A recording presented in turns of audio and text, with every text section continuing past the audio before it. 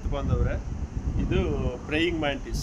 ಈಗ ಹಳ್ಳಿಗಳ ಕಡೆ ಇದನ್ನು ಅಯ್ಯ ಬಂದ ತಾತ ಬಂದ ಅಂತ ಹೇಳ್ತಿರಲ್ಲ, ಇದು ಪ್ರೇಯಿಂಗ್ ಮ್ಯಾಂಟಿಸ್.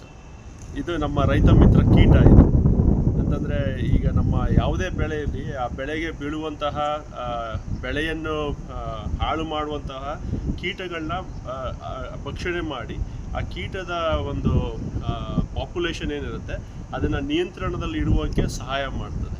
ಸೊ ಹಾಗಾಗಿ ನಾವು ಅನ್ಯಥಾ ಬೇರೆ ಬೇರೆ ಯಾವುದು ಕೀಟನಾಶಕಗಳನ್ನ ರಾಸಾಯನಿಕಗಳನ್ನ ಸಿಂಪಡಣೆ ಮಾಡಿ ಇಂತಹ ನಮ್ಮ ರೈತ ಮಿತ್ರ ಕೀಟಗಳನ್ನ ನಾವು ಇವತ್ತು ಕಳ್ಕೊತಾ ಇದ್ದೀವಿ. ಇದರಲ್ಲಿ ಸುಮಾರು ಏನಿಲ್ಲ ಅಂದರೂ 3000 ಪ್ರಭೇದಗಳಿದ್ದಾವೆ. ಇದರಲ್ಲಿ ನಮ್ಮಲ್ಲಿ ಈಗ ಉಳ್ಕೊಂಡಿರೋದು ಈ ಥರದ್ದು ಹಸಿರುದು ಅಥವಾ ಒಂದು ಬ್ರೌನ್ ಕಲರು ಅಥವಾ ಬಿಳಿದು ಇಂಥವು. ಇದನ್ನು ಈ ಜನರಲಿಸ್ಟ್ ಪ್ರಿಡೇಟರ್ ಅಂತ ಕೂಡ ಕರೀತಾರೆ. ಇದು ಪ್ರಿಡೇಟರ್. ಇದು ಈಗ ರೈತ ಮಿತ್ರ ಕೀಟಗಳಲ್ಲಿ ಪ್ರಿಡೇಟರು ಮತ್ತು ಪ್ಯಾರಾಸಿಟಾಯ್ಡ್ಸು 2 ವಿಧ. ಇದು ಪ್ರಿಡೇಟರು ಅಂದರೆ ಪರಭಕ್ಷಕ ಕೀಟ. ಸೊ ಇದು ಏನು ಜನರಲಿಸ್ಟ್ ಪ್ರಿಡೇಟರ್ ಅಂತ ಯಾಕಂತ ಕರೆದೆ ಅಂದರೆ, ಇದು ಈಗ ನಮ್ಮ ಬೆಳೆಯನ್ನು ಹಾಳು ಮಾಡ್ತಾ ಇರುವಂಥ ಕೀಟಗಳನ್ನಷ್ಟೇ ಭಕ್ಷಣೆ ಮಾಡಲ್ಲ, ಇವನ್ ನಮಗೆ ಬೇರೆ ರೈತ ಮಿತ್ರ ಕೀಟಗಳನ್ನು ಭಕ್ಷಣೆ ಮಾಡ್ತದೆ. ಇದು ಒಳ್ಳೆ ಕೀಟ, ರೈತ ಮಿತ್ರ ಕೀಟ ಅಥವಾ ರೈತ ಶತ್ರು ಕೀಟ ಅಂತೇಳಿ ಭೇದ ಭಾವ ಮಾಡೋದಿಲ್ಲ.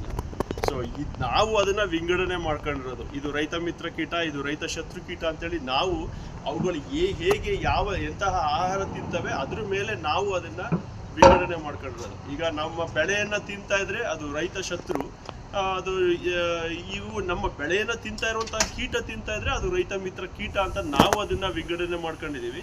ಆದರೆ ಪ್ರಕೃತಿಯಲ್ಲಿ ಹಾಗಿಲ್ಲ. ಇದಕ್ಕೆ ಏನು ಆಹಾರ ಬೇಕು, ಏನು ಇದೆಲ್ಲ ಜನರಲಿಸ್ಟು ಅಂದರೆ ತುಂಬ ಬ್ರಾಡ್ ಈಟರ್. ಮತ್ತು ಇಲ್ಲಿ ನೋಡಿ ಇದ್ರದ್ದು ಸ್ಪೈನಿ ಇದೆಯಲ್ಲ, ಇದು 4 ಲೆಗ್ಸು. ಇದು ಹೇಗೆ ತುಂಬ ಒರೇಷಿಯಸ್ ಫೀಡರು. ಇಂಥವೆಲ್ಲ ನಾವು ಸಂರಕ್ಷಣೆ ಮಾಡ್ಕೋಬೇಕು. ಹಾಗಾಗಿ ಈ ತುಂಬ ಬ್ರಾಡಾಗಿ ಯಾವ ಪ್ರೇ ಬಂದರೂ ತೊಗೊಂಡು ತಿನ್ನುತ್ತೆ.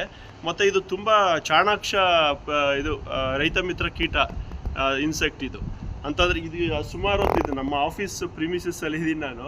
ನಮ್ಮ ಆಫೀಸ್ ಇರೋದು GKVK ಕ್ಯಾಂಪಸ್ಸಲ್ಲಿ, ಬೆಂಗಳೂರಿನ ಕೃಷಿ ವಿಶ್ವವಿದ್ಯಾಲಯದ GKVK ಕ್ಯಾಂಪಸ್ಸಲ್ಲಿ ಇರೋದ್ರಿಂದ ಇದು ಒಂದು ಕರ್ನಾಟಕದಲ್ಲಿ ಒಂದು ಜೀವ ವೈವಿಧ್ಯತೆ ತಾಣವಾಗಿರೋದ್ರಿಂದ, ಬಯೋಡೈವರ್ಸಿಟಿ ಹೆರಿಟೇಜ್ ಸೈಟ್ ಆಗಿರೋದ್ರಿಂದ ಇಂಥವು ಇಲ್ಲಿ ಸ್ವಲ್ಪ ಸಾಮಾನ್ಯವಾಗಿ ನಮಗೆ ಕಾಣಸಿಗ್ತಾ ಇರ್ತವೆ.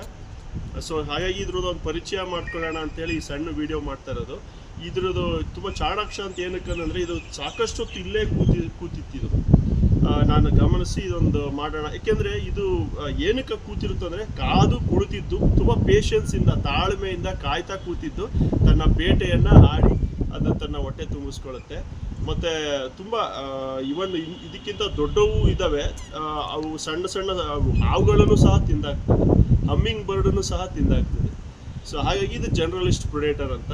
ಆದರೆ ನಮ್ಮ ಬೆಳೆಗೆ ಬೀಳುವ ಯಾವುದೇ ಕೀಟಗಳ ಪಾಪ್ಯುಲೇಷನ್ನ ಕಂಟ್ರೋಲ್ ಮಾಡೋದ್ರಲ್ಲಿ ಇವುಗಳ ಪಾತ್ರ ತುಂಬ ಮಹತ್ವದ್ದಾಗಿದೆ. ಹಾಗಾಗಿ ದಯವಿಟ್ಟು ಇಂಥವುಗಳನ್ನ ಸಂರಕ್ಷಣೆ ಮಾಡ್ಕೊಳ್ಳೋದತ್ರ ಗಮನ ಹರಿಸಿ ರಾಸಾಯನಿಕಗಳನ್ನು ಸಿಂಪಡಣೆ ಮಾಡೋದಕ್ಕೆ ಹೋಗಬೇಡಿ ಅಂತ ಹೇಳ್ತಾ, ಈಗ ಇದು ಇಲ್ಲಿ ಅಷ್ಟೊತ್ತಿಂದ ಇಲ್ಲೇ ಕಾಯ್ತಾ ಇದೆ. ಈಗ ಇದನ್ನು ಬಿಟ್ಬಿಡೋಣ ಅಂತ ನನ್ನ ಮಾತನ್ನು ಮುಗಿಸ್ತೀನಿ.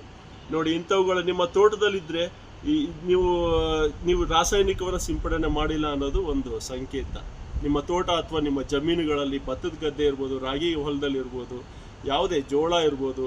ಈಗ ಜೋಳದಲ್ಲಿ ಸಾಕಷ್ಟು ಈಗ ಸೈನಿಕ ಹಾವಳಿ ಜಾಸ್ತಿ ಆಗಿದೆ, ಫಾಲ್ ಆರ್ಮಿ ವರ್ಮು. ಇಂಥವುಗಳಿದ್ದರೆ ಅದನ್ನೆಲ್ಲ ತಿಂದು ಎಲ್ಲ ಹಂತಗಳನ್ನು ತಿನ್ನುತ್ತೆ. ಎಗ್ ಇರ್ಬೋದು, ಲಾರ್ವಾ, ಪ್ಯೂಪಾ, ಅಡಲ್ಟು ಇನ್ಸೆಕ್ಟ್ನ ಈ ಎಲ್ಲ ಹಂತಗಳನ್ನು ತಿಂದು, ಇದೊಂದೇ ಅಲ್ಲ, ಸಾಕಷ್ಟು ಬೇರೆ ಬೇರೆ ನಾವು ವಿಂಗಡಣೆ ಮಾಡ್ಕೊಂಡಿರುವಂಥ ರೈತ ಮಿತ್ರ ಕೀಟಗಳಿದ್ದಾವೆ.